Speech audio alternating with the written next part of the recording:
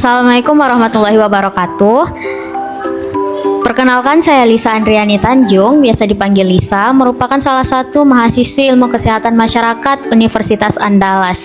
Nah, pada kesempatan kali ini, saya akan membahas mengenai kesehatan mental pada remaja yang akan kita bahas dari segi teknologi. Jangan lupa disaksikan ya teman-teman.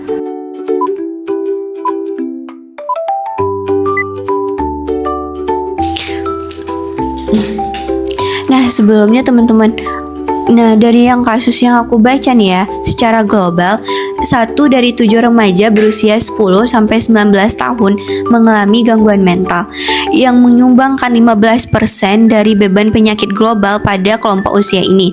Remaja dengan kondisi kesehatan mental sangat rentan terhadap penguncian sosial, diskriminasi, atau stigma yang mempengaruhi kesediaan untuk mencari bantuan.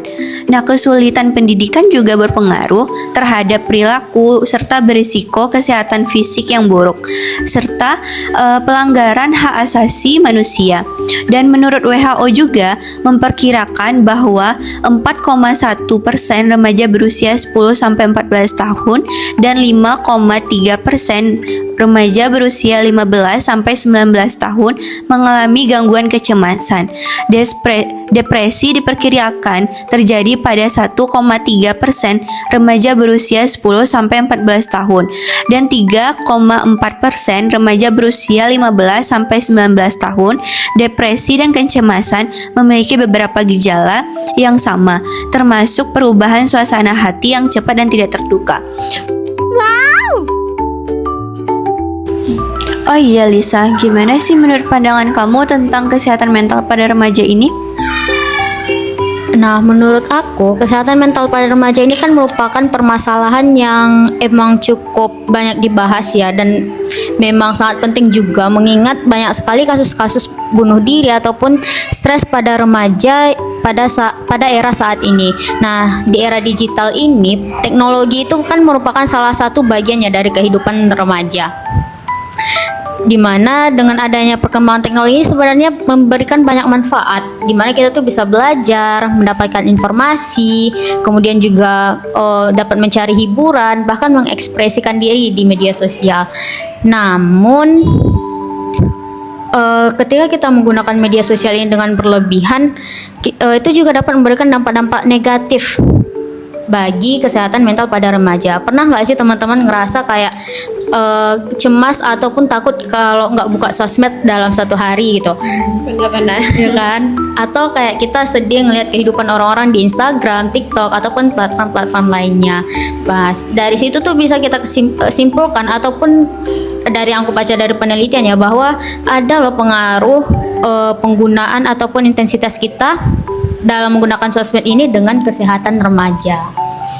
Nah gitu ya. Nah aku mau nanya nih Lis, menurut kamu apa sih penyebab utama dari masalah kesehatan pada remaja ini sendiri?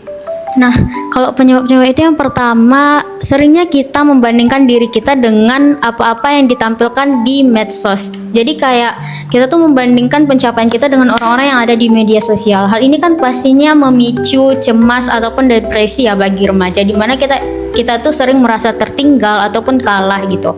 Kemudian yang kedua, itu mudahnya terjadi cyberbullying di media sosial, dimulai dari bisa kita lihat di komentar-komentar negatif, adanya hujatan, ataupun video-video yang mempermalukan seseorang gitu. Hal ini kan tentunya akan menyebabkan kurangnya rasa percaya diri bagi remaja dan juga meningkatkan depresi.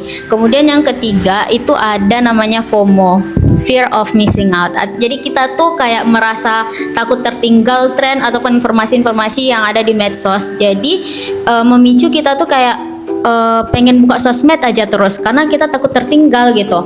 Jadi ini tuh dapat memicu cemas dan juga stres bagi remaja.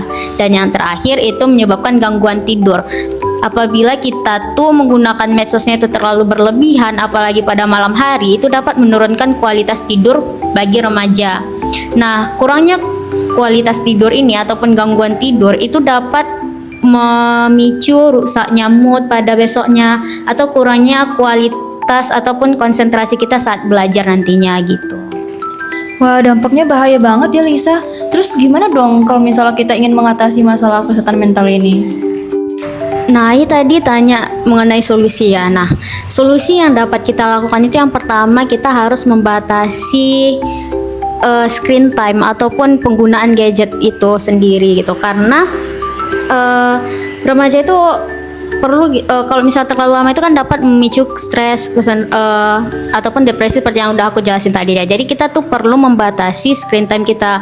Misalnya kayak cukup 2 jam per hari gitu. Kemudian dengan kita membatasi pastinya kualitas ataupun produktivitas kita itu nantinya bakal meningkat kan. Jadi kita nggak melulu main HP aja gitu. Kemudian tuh yang kedua, kita tuh perlu menggunakan media sosial itu secara selektif. Jadi kita memilih konten-konten yang emang edukatif dan memberikan manfaat bagi kita. Jadi kita tuh nggak terpengaruh oleh konten-konten negatif ataupun bully-bully yang ada di media sosial itu yang memicu depresi ataupun stres bagi diri kita. Kemudian yang ketiga itu meningkatkan interaksi sosial kita secara langsung di dunia nyata. Jadi kita tuh nggak cuma mengandalkan medsos untuk interaksi, tapi kita meningkatkan interaksi kita sama keluarga mungkin, teman ataupun lingkungan sekitar kita lah gitu. Jadi intensitas kita menggunakan HP ini juga nanti akan berkurang ya. Kemudian yang keempat, kita tuh harus membangun rasa percaya diri kita. Nah, kita tuh sebagai remaja harus paham bahwa kadang-kadang apa yang ditampilkan di medsos itu nggak melulu loh sesuai dengan apa yang terjadi di kehidupan nyata. Jadi kita tuh nggak perlu kayak merasa kurang percaya diri atau merasa tertinggal dari orang-orang yang ada di medsos. Nah, ini tuh kan pastinya meningkatkan rasa percaya diri dan mengurangi kecemasan bagi kita. Kemudian yang kelima, kita tuh harus meningkatkan literasi digital. Nah, edukasi mengenai dampak media sosial, cyberbullying, dan juga pentingnya menjaga privasi itu harus kita tingkatkan sehingga kita tidak terlalu terpengaruh dengan adanya media sosial gitu. Kemudian yang terakhir, mencari bantuan ketika kita merasa mengalami masalah kesehatan mental. Jadi kita tuh nggak perlu malu gitu. Kadang kan ada ya beberapa orang tuh yang kayak merasa malu kalau misalnya dia tuh mengalami masalah kesehatan mental. Jadi sebenarnya kita tuh nggak perlu malu gitu. Kita tuh harus nggak apa-apa kok kalau kita mengalami itu. Kita cuma perlu berobat gitu. Misalnya mulai terbuka sama orang tua, keluarga, ataupun kita tuh kalau memang udah berat kali boleh kok pergi ke psikolog ataupun psikiater gitu. Oh iya Lisa, terus gimana sih kalau remaja tersebut dia nggak ada tuh deket-deket sama yang lain gitu, atau nggak ada orang terdekat yang bisa dipercaya, itu gimana? Nah, kalau remaja itu kurang mendapatkan dukungan dari lingkungannya ataupun orang tua tuh kan biasanya jadi lebih lebih sensitif dan lebih gampang down juga gitu. Jadi mereka lebih mudah overthinking, merasa sendiri, kayak kurang lah mendapatkan perhatian. Nah, kalau terus-terusan kan pasti bakal memicu kecemasan, insecure, sampai depresi juga gitu. Nah, apalagi di medsos ini kan kita sering lihat kayak orang tuh lomba-lomba untuk terlihat sempurna gitu kan. Nah, kalau misalnya kita berpacu untuk melihat orang-orang yang ada di medsos tuh pasti kita juga akan kurang percaya diri, ngerasa tertinggal, atau bahkan kayak makin down jadinya gitu. Nah, karena itu penting bagi kita tuh untuk mencari lingkungan support yang memang tuh suportif gitu. Misalnya kayak mungkin kita ikut organisasi ataupun komunitas yang memang bisa mendukung kita gitu. Kemudian selain itu kita harus belajar bahwa peduli ataupun aware sama diri sendiri itu juga penting gitu. Kita nggak melulu harus bergantung sama lingkungan. Mungkin bisa kita mulai dari peduli sama diri kita sendiri juga gitu.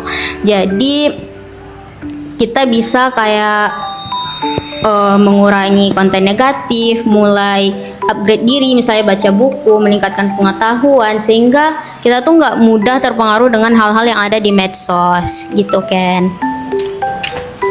Nah, jadi teman-teman, sebenarnya penggunaan teknologi itu dapat memberikan manfaat yang besar bagi kita, mulai dari edukasi, mencari informasi, mencari hiburan, bahkan dapat menjadi sumber ekonomi nih bagi kita ketika kita dapat memanfaatkan teknologi ini dengan baik.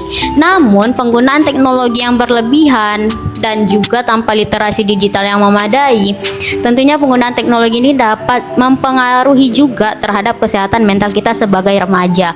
Oleh karena itu, penting bagi kita sebagai remaja itu untuk meningkatkan literasi, untuk lebih aware sama diri sendiri, sehingga hal-hal yang ada di media sosial itu tidak langsung kita terima apa adanya gitu. Kita perlu untuk menseleksi apa sih yang dapat kita ambil dan apa yang nggak perlu kita ambil dari media sosial ini gitu.